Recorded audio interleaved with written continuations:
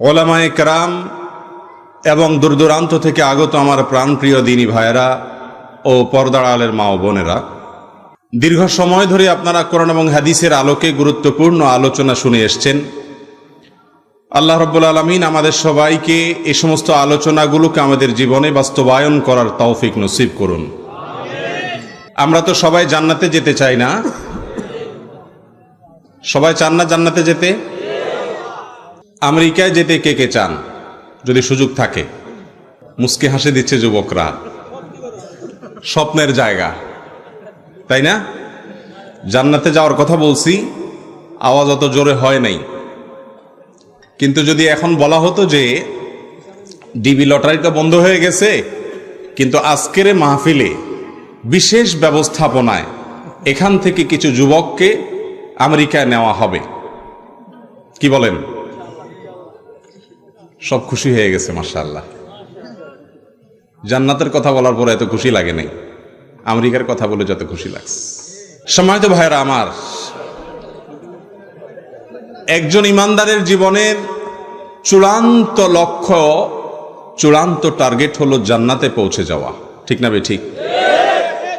আল্লাহ রাব্বুল আলামিন আমাদেরকে এমন জীবন গঠন করার তৌফিক নসিব করুন যে জীবন দিয়ে আমরা জান্নাত পর্যন্ত চলে যেতে পারি। ভাইরা আমার, জান্নাতে যাওয়ার জন্য অত্যন্ত সংক্ষিপ্ত একটি সিলেবাস আমি আপনাদের সামনে আজ পেশ করতে চাই। মাত্র 4টি বিশেষ কাজ। এই কাজগুলোকে গুরুত্বের সাথে যদি আপনার জীবনে বাস্তবায়ন করতে পারেন, কোরআন এবং হাদিসের নির্যাস থেকে আমরা বলতে পারি ইনশাআল্লাহ এই সময়ে আপনার জন্য জান্নাতে যাওয়া অনেক সহজ হবে। 1 নম্বর কাজ হলো ঈমানকে বিশুদ্ধ করতে হবে। নিজের আকীদা এবং বিশ্বাসের মধ্যে কোনো প্রকার ভেজাল রাখা যাবে না। কারণ ঈমান হলো আমাদের পাসপোর্টের মতো, আইডেন্টিটির মতো। আখিরাতের প্রত্যেকটি ঘাঁটিতে ঈমানের পাসপোর্ট, ঈমানদারিতার পরিচয় যদি আপনার মধ্যে থাকে, আল্লাহ রাব্বুল আলামিনের ফেরেশতারা আপনার সঙ্গে বিশেষ আচরণ করবেন ইনশাআল্লাহ। এই জন্য আপনার ঈমানটাকে পিওর করতে হবে, খাঁটি করতে হবে, ভেজাল মুক্ত করতে হবে। জান্নাতে যাওয়ার জন্য প্রথম কাজ হলো এটা, 4 কাজের প্রথম কাজ। আমরা বেশিরভাগ মানুষ জন্মসূত্রে মুসলমান, যার কারণে আমরা মনে করি আমাদের ঈমান তো আছেই, হুজুর অন্য পয়েন্ট বলেন, ঠিক না বে ঠিক? অনেকেই ভেতরে ভেতরে বিরক্ত যে ঈমান তো আছেই, বুঝলাম 1 নম্বরটা হলো, আর 3টা বলেন। জান্নাতে যাওয়ার শর্ট সিলেবাস, এর বাকি 3টা পয়েন্ট কি? প্রিয় ভাইয়েরা আমার, বাকি 3টা পয়েন্টের চাইতে অনেক বেশি গুরুত্বপূর্ণ হলো এই প্রথম পয়েন্টটা। ঈমানটাকে সকল প্রকার ভেজাল থেকে মুক্ত করতে হবে। আমাদের ঈমানের মধ্যে কত শত ভেজাল যে আছে সেটা আমরা বেশিরভাগ তথাকথিত ঈমানদাররা জানিও না। ঈমানকে ধ্বংস করে দেয় যে বিষয়টি সবচেয়ে কঠিন ভাবে, সেটা হলো শিরক। নানাভাবে আমাদের মধ্যে শিরক আছে না নাই? আল্লাহ রাব্বুল আলামিনকে ইবাদতের জায়গায় যদি আপনি কোনো মানুষকে, কোনো ব্যক্তিকে, কোনো বস্তুকে আপনি ইবাদত করেন, তার দাসত্ব করেন, তার গোলামি করেন, তার কাছে প্রার্থনা করেন, আনুগত্য যে আল্লাহকে একচ্ছত্রভাবে করা দরকার সেটা যদি কোনো মানুষের জন্যও নির্ধারণ করেন, তাহলে এসবগুলো হলো শিরকের অন্তর্ভুক্ত। অতএব সব ধরনের শিরক থেকে, কুফর থেকে, নিফাক থেকে, ঈমান ভঙ্গকারী বিষয় থেকে নিজেদের ঈমানকে পরিচ্ছন্ন করে, পবিত্র করে আখিরাতের পাথেয় তৈরি করতে হবে। এটা হবে জান্নাতে যাওয়ার জন্য প্রথম পদক্ষেপ। আল্লাহ তাআলা আমাদের সবার ঈমানগুলোকে খাঁটি করার তৌফিক নসিব করুন। ঈমান সম্পর্কে খুব লম্বা চড়া কথা নয়, অত্যন্ত সংক্ষিপ্ত কিছু কথা। ঈমানের মধ্যে যাতে ভেজাল না আসে। আলহামদুলিল্লাহ আমরা সবাই আল্লাহর প্রতি ঈমান আছে, আখিরাতের প্রতি ঈমান আছে, ঈমানের যে রোকনগুলো আছে সবগুলোর প্রতি ঈমান আছে। সমস্যা হলো এই ঈমানের মধ্যে অনেক সময় ভেজাল ঢুকে যায়। কোন কোন বিষয়গুলো মানুষের ঈমানকে নষ্ট করে দেয়, শেষ করে ফেলে, সেগুলো জানতে হবে। সেগুলো জেনে ঈমানটাকে পিওর করতে হবে। 1 নাম্বার 2, 5 ওয়াক্ত সালাত 5 ওয়াক্ত নামাজ যথাযথভাবে সময় মতো পুরুষরা জামাতের সাথে, নারী পুরুষ সকলে ওয়াক্ত মতো ধীরস্থিরতার সাথে, খুশুখুজুর সাথে, আন্তরিকতার সাথে, ভালোবাসার সাথে আল্লাহর স্মরণের জন্য 5 ওয়াক্ত সালাত আদায় করতে হবে। দ্বিতীয় কাজ, কারণ সালাত হলো জান্নাতের চাবি, সালাত হলো, নামাজ হলো জান্নাতের চাবি। অতএব নামাজ ছাড়া জান্নাতি হওয়ার কথা চিন্তাও করা যায় না। দ্বিতীয় কাজ হলো 5 ওয়াক্ত সালাত। অনেকে পড়েন 3 ওয়াক্ত পড়েন বা 2 ওয়াক্ত পড়েন, ফজরটা অনেকে পড়েনই না, অনেকে 7টা 8টার দিকে পড়েন। এরকম নানা কিসিমের মুসল্লি আছে না নেই? 5 ওয়াক্ত নামাজ যথাযথভাবে আদায় করতে হবে, এটা হলো দ্বিতীয় কাজ।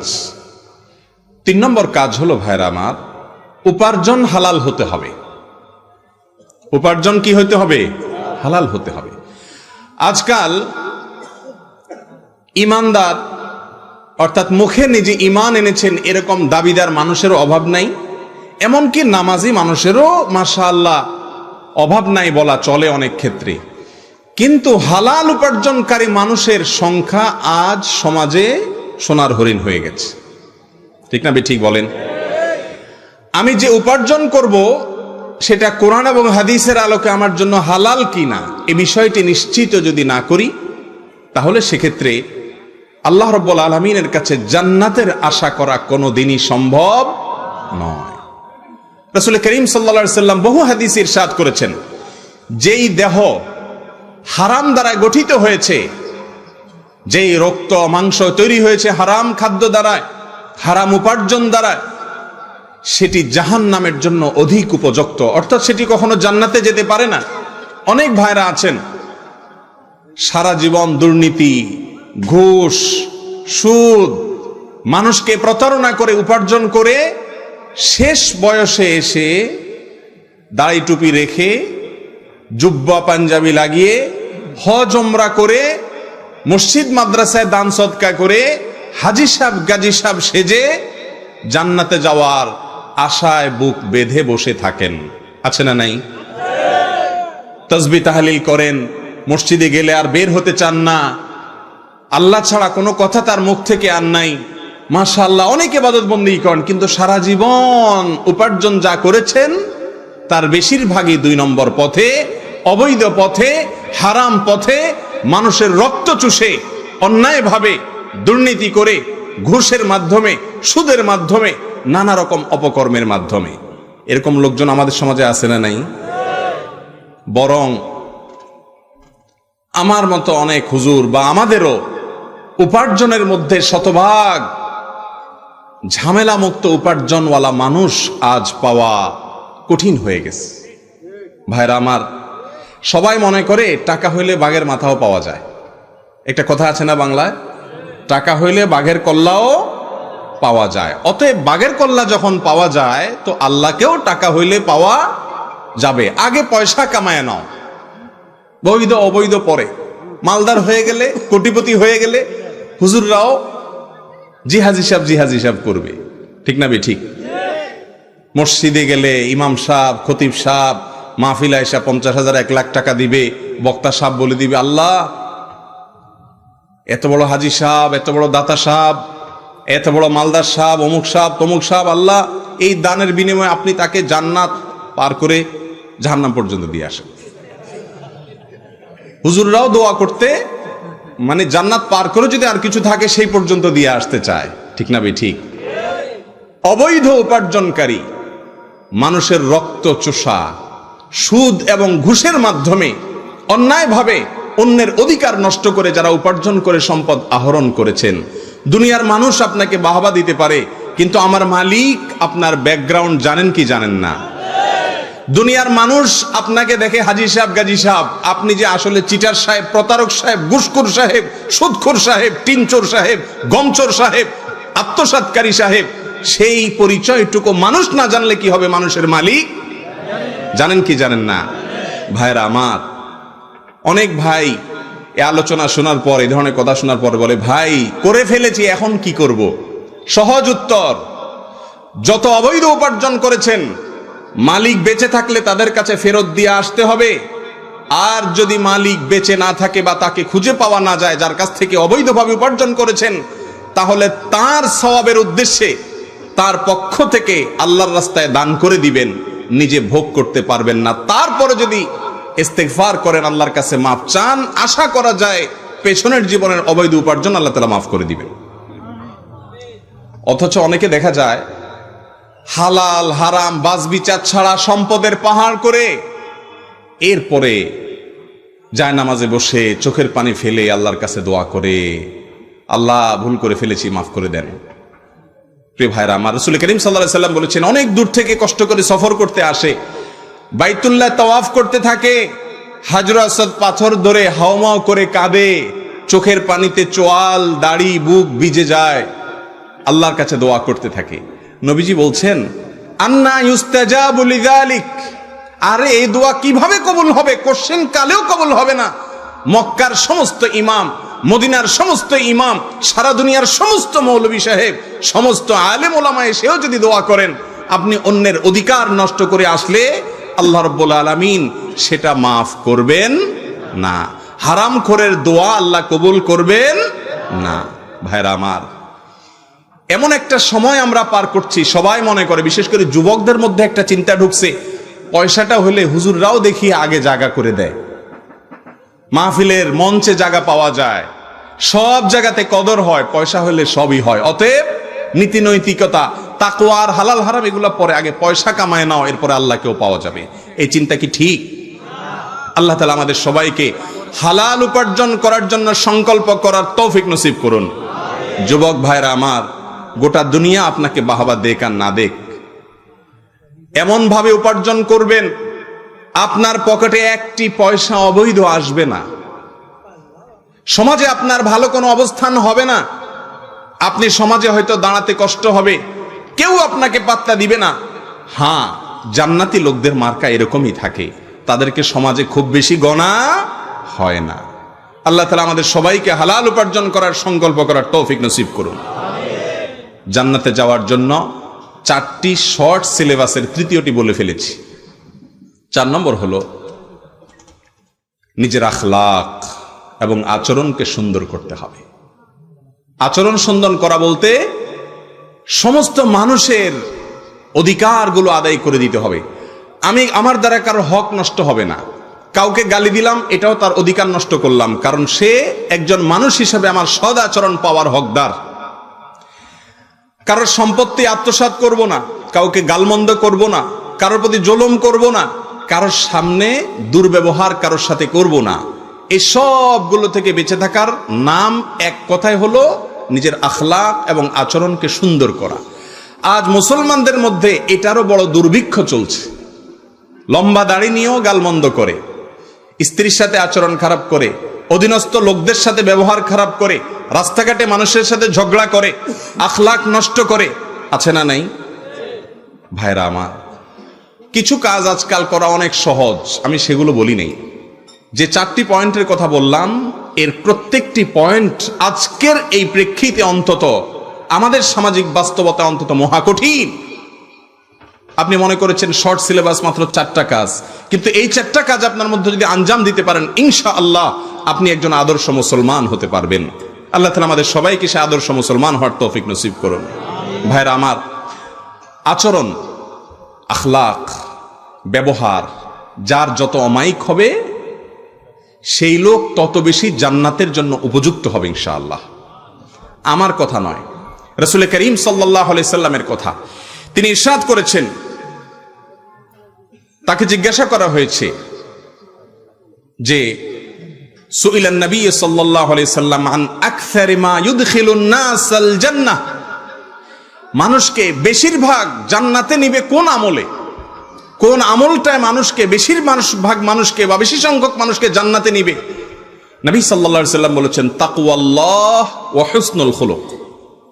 আল্লাহর ভয় যদি কারোর অন্তরে থাকে আর সে চেতনা থেকে সে হারামকে না বলতে শিখে, অন্যায়কে না বলতে শিখে, গোটা দেশের সব যুবকরা একদিকে সে ভিন্ন দিকে, আল্লাহর ভয়ে হারামকে না বলার মতো যদি শক্তি থাকে, তাকওয়া থাকে, আর মানুষের সাথে ব্যবহার আচরণ যদি অমায়িক হয়, তার দ্বারা কারোর কোনো ক্ষতি হয় না, সে কাউকে কষ্ট দেয় না, কেউ একটা গালি দিলে সবর করে পাল্টা গালি দেয় না, কেউ জুলুম করলে সবর করে পাল্টা জুলুম করে না, এক কথায় মানুষের কাছে একজন অমায়িক মানুষ হিসাবে প্রতিষ্ঠিত করতে পারে নিজেকে, এই আমলটুকু মানুষকে, বেশিরভাগ মানুষকে জান্নাতে নিবে। জান্নাতে নেওয়ার জন্য উত্তম আখলাকের চাইতে সহজ কোনো পথ আর রুট কোরআন আর হাদিস থেকে খুঁজে পাওয়া যায় না।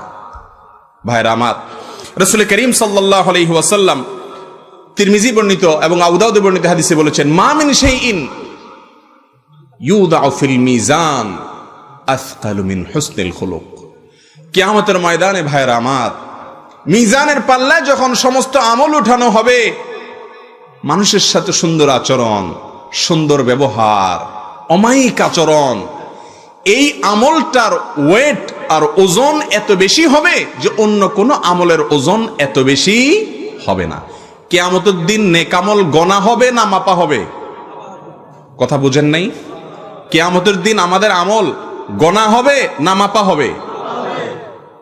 যেখানে মাপা হবে সেখানে কোন আমলের ওয়েট বেশি, একজন মুসলিম খুঁটে খুঁটে সে আমলটাই করা উচিত, ঠিক না বেঠিক? আর সেটা কি? উত্তম আচরণ, সুন্দর ব্যবহার। নবীজি বলেছেন এর চাইতে ওয়েটফুল কোনো আমল থাকবে না। ইমানের পরে সবচাইতে ভারী আমল হবে মানুষের উত্তম আচরণ। নামাজি মুসলমান পাওয়া যায়, রোজাদার মুসলমান পাওয়া যায়, দাড়িওয়ালা মুসলমান পাওয়া যায়, জুব্বাওয়ালা মুসলমান পাওয়া যায়। ভাইরা আমার, অমায়িক আচরণ, কাউকে কষ্ট দেয় না, কারোর হক নষ্ট করে না, এরকম অমায়িক মুসলমান আজ সোনার হরিণ হয়ে গেছে, ঠিক না বেঠিক? আপনি যদি সাহাবীদের জীবনী দেখেন, দেখবেন কি আচরণ তাদের, কি ব্যবহার তাদের, কারোর হক তাদের দ্বারা নষ্ট হতো না। আর এখন আমরা সবাই হক নষ্ট করি, যে যেখানে চান্স পায় অধীনস্থদের উপরে জুলুম করে, দুর্বলের প্রতি জুলুম করে, ঠিক না বেঠিক? আল্লাহ তাআলা আমাদের সবাইকে আখলাকের এই মহামূল্যবান সম্পদটি ধারণ করার তৌফিক নসিব করুন। নবী সাল্লাল্লাহু আলাইহি সাল্লামের সাথে জান্নাতে থাকার ব্যাপারে আপনারা একটু আগে আলোচনা শুনছিলেন। নবী সাল্লাল্লাহু আলাইহি সাল্লামের সাথে জান্নাতে কিভাবে থাকবেন। প্রিয় ভাইরা আমার, এই সম্পর্কে নবী আলাইহিস সালাম বলেছেন, ইন্না আহাব্বাকুম ইলাইয়া ওয়া আকরাবাকুম মিন্নি মাজলিসান ইয়াউমাল কিয়ামাহ।